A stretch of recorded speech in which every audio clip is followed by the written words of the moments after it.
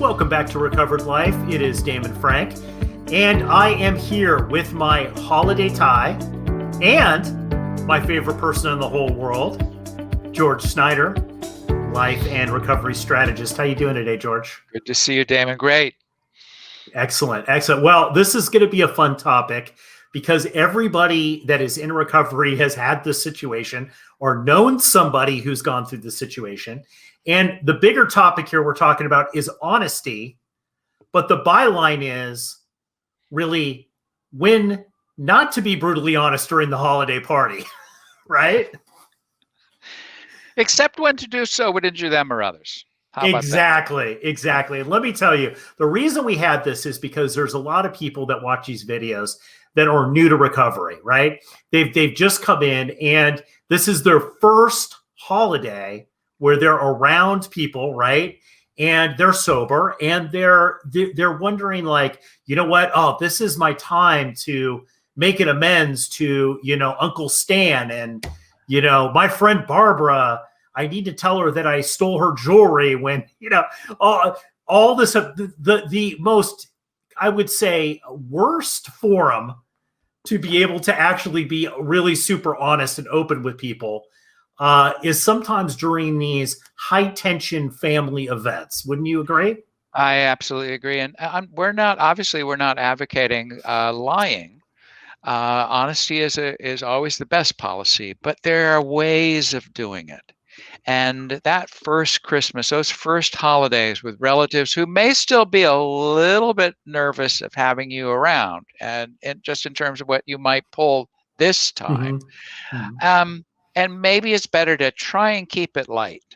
I know a lot of us really have struggled with small talk, polite conversation. But one of the tricks I learned early on is have some questions ready.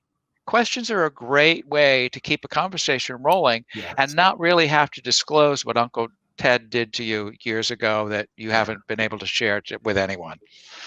I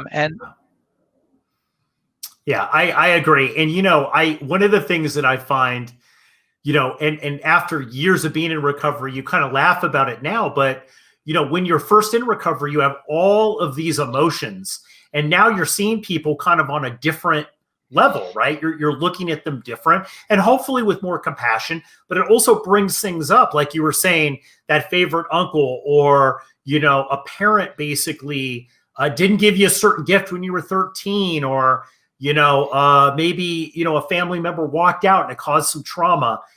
That's not really the place to address that when they say, hey, pass the lasagna.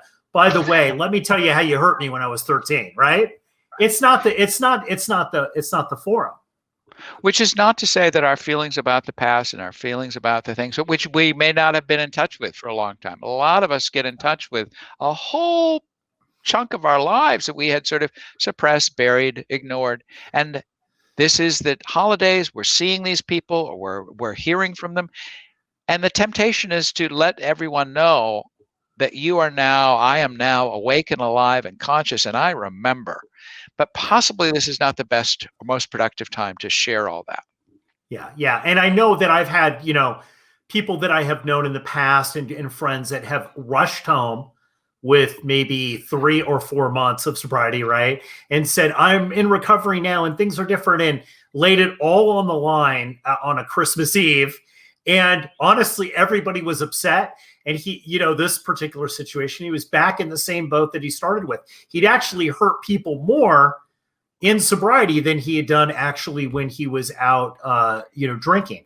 So I think, you have to know the time and place to be able to do this. And I think in doubt, like what you're saying is have questions. And also, the way that people are going to be able to see that you change is by the way that you act. Exactly. We're navigating some choppy water here in some cases. We're also dealing with people on a new platform, but they're not aware. They're not necessarily as sure as we are that we are different. They're waiting for us to revert to that old behavior. So maybe this is a time to demonstrate that we really are different. And one of those ways is just let's not go there, as we say. Let's keep it light. And Yep. it's only a day, as we used to say. It's only a day. It's only a meal. It's only a couple hours of just showing up and being present. And there's plenty of time afterwards to get to some of that other stuff that needs to be dealt with. Absolutely. But maybe not the holiday. Yeah, that's a really great tip, George. And I think, if we were going to kind of sum all this up, it's like, you want to really kind of think this through a little bit. You don't want to run in and just use it as a dumping ground to start doing all this stuff because you haven't connected with them when you have been sober, right? You want to maybe think this through a little bit and think about what you're going to say and how that is going to have an impact on someone. And am I saying this in a place that is the best forum to be able to say that? A lot of pressure on everybody because we're so cognizant of the past. And a common refrain around our house was, this is going to be the best Christmas ever, even if it kills you. Yes.